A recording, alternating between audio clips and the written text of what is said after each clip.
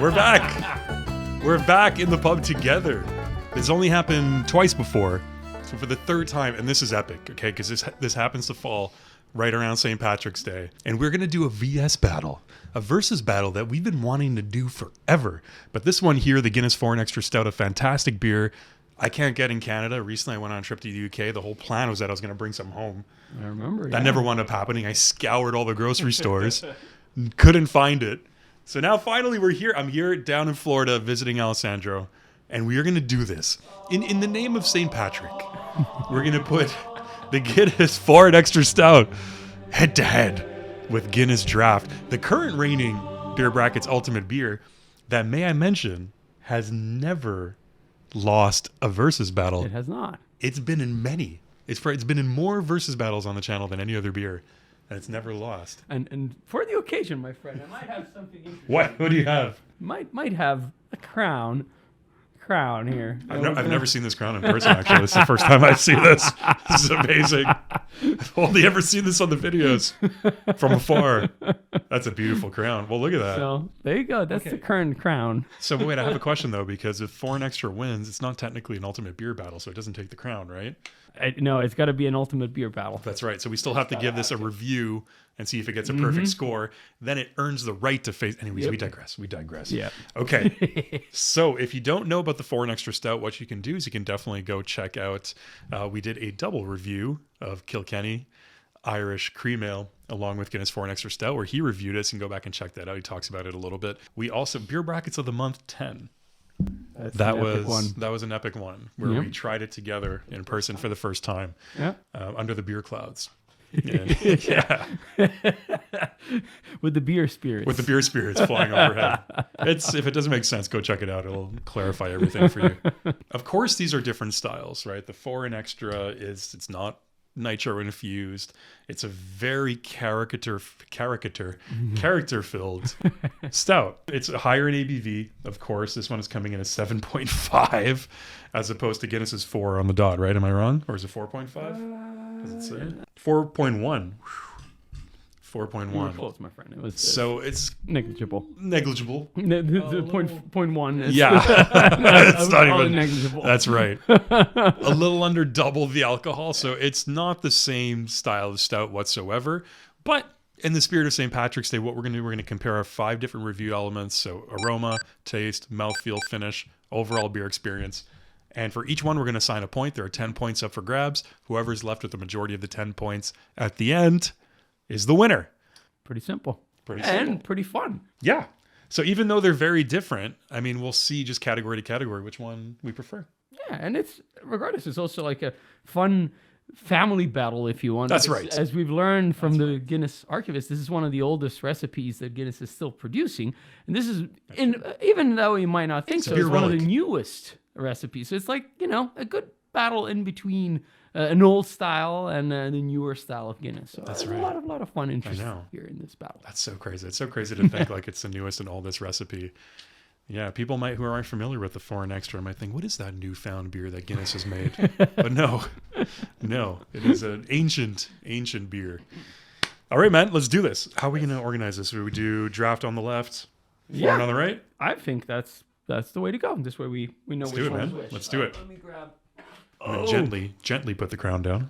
With another nice Christmas present here. I have not gone to see this and or use it yet. There you go, my friend. That's your chance. That's beautiful.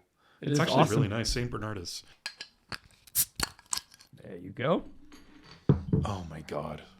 This beer is so delicious. Just like chocolatey aromas coming out of the bottle. After you, my friend. You start. Thank you. You're welcome. Thank you. Then I will... I'm very excited to drink this beer. Keep some for the... Oh, look at that. Look at that beautiful dark head. The mouthfeel refresher. Gotta keep some for that.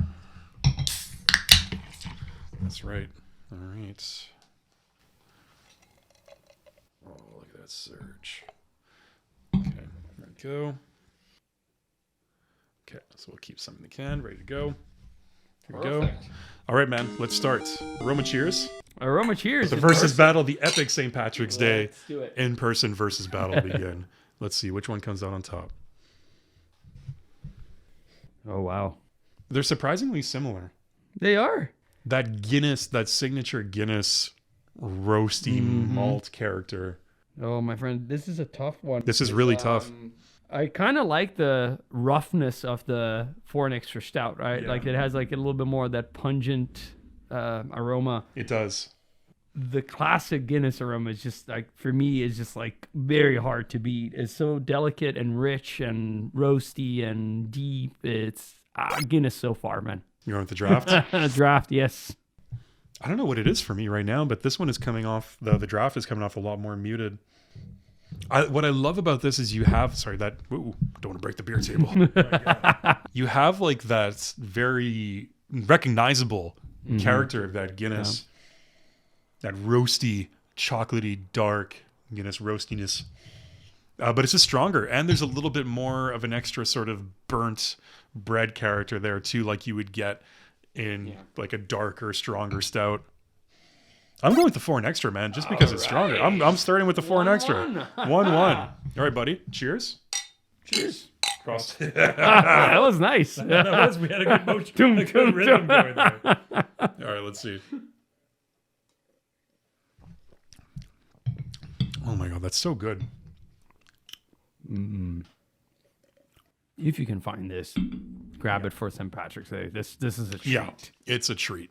And it's not nearly as, like, you look at the ABV on it being over 7, it's not nearly as potent as you would think it would be. It's so delicate as well.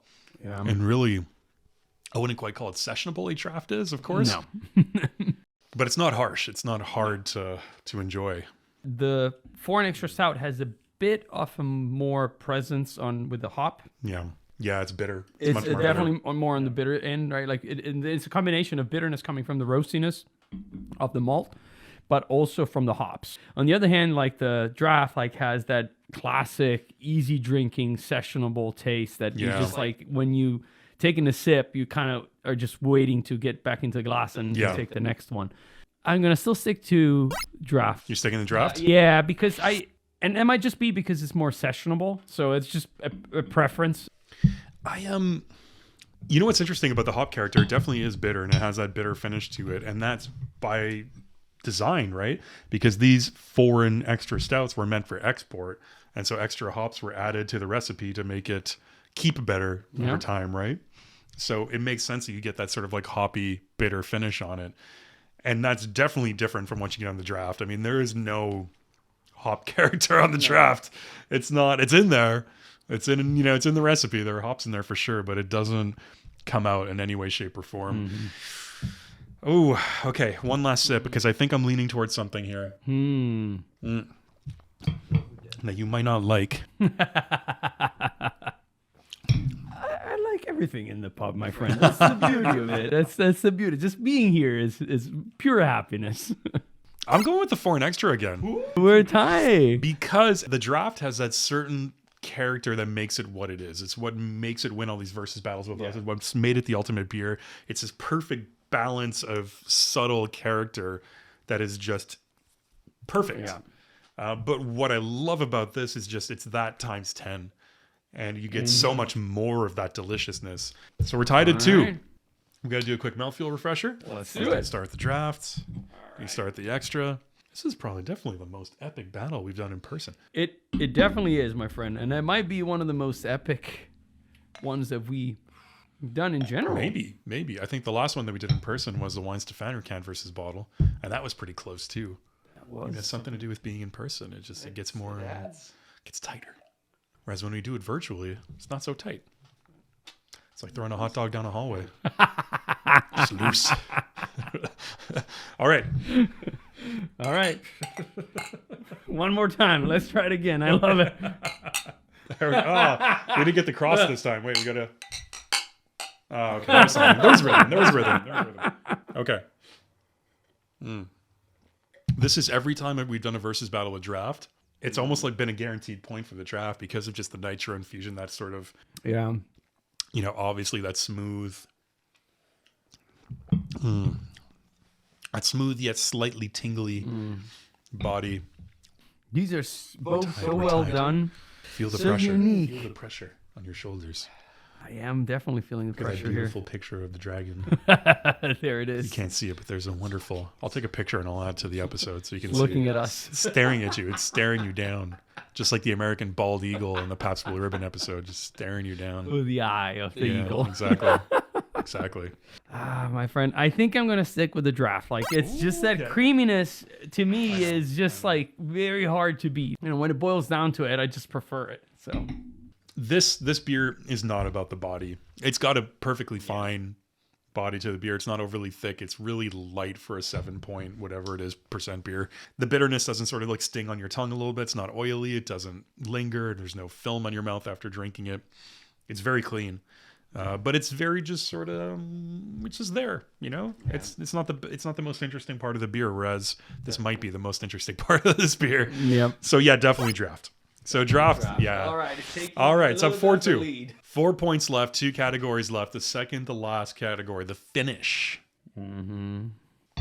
On the finish, I gotta say the Foreign Extra Stout is getting the point for me because it's very intriguing, interesting, and it's everlasting in the sense that you take a sip and you keep tasting it and it just lingers there with you in this beautiful way, like very, very nice. There's of course a noticeable finish on the draft, but that's not what this beer is about.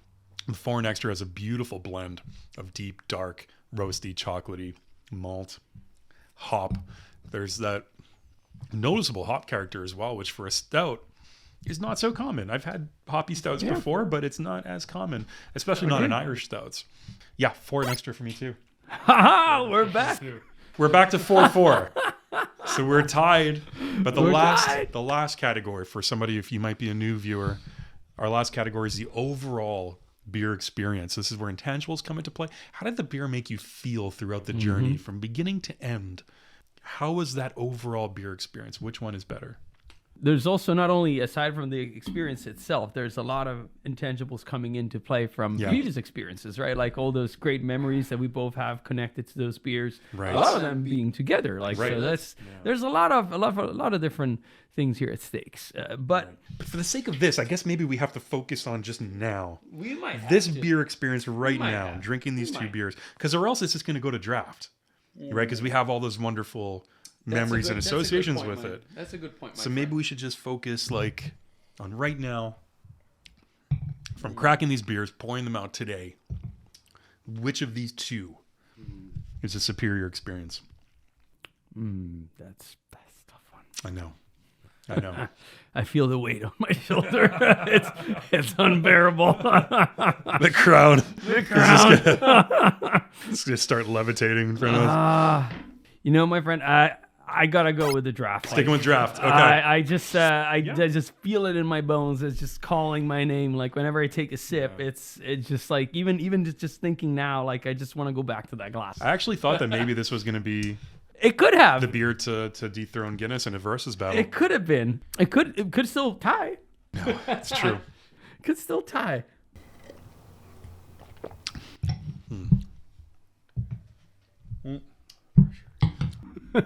You know what? I still think from beginning to end, for me, there's nothing like a pint of Guinness draft. Nothing like it.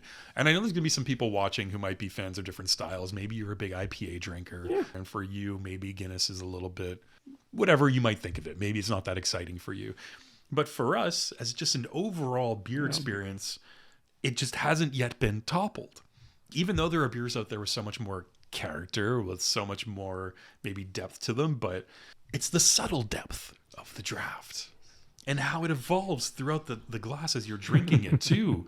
How the head just sort of evolves, how the body of the beer evolves, and how you interpret the finish and those roasty notes. They sort of change from beginning to end. At first they're a little bit more subtle, and towards the end they get stronger.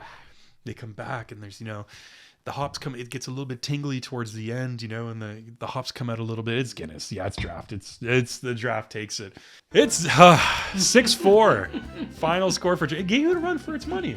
It definitely gave it a run for its money. It did. It did. Yeah. And to be fair, this is a fantastic beer. Oh, it's amazing. So for us both, like it really just boils down to how sessionable and enjoyable a regular pint of draft Guinness is. I know it's quintessential in a sense. And how just enjoyable every sip is. Mm-hmm. That's another good point. You never get a bad sip.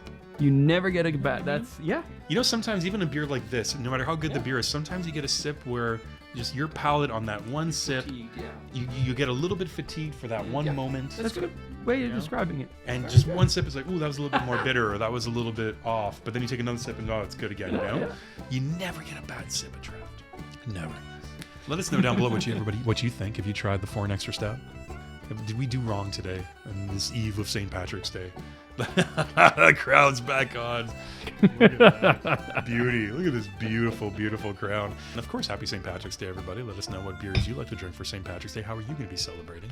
And no matter what you do at St. Patrick's Day, never forget to close your beer brackets. Never forget to close your beer brackets. Cheers, everybody. Cheers. Oh! That was a good one.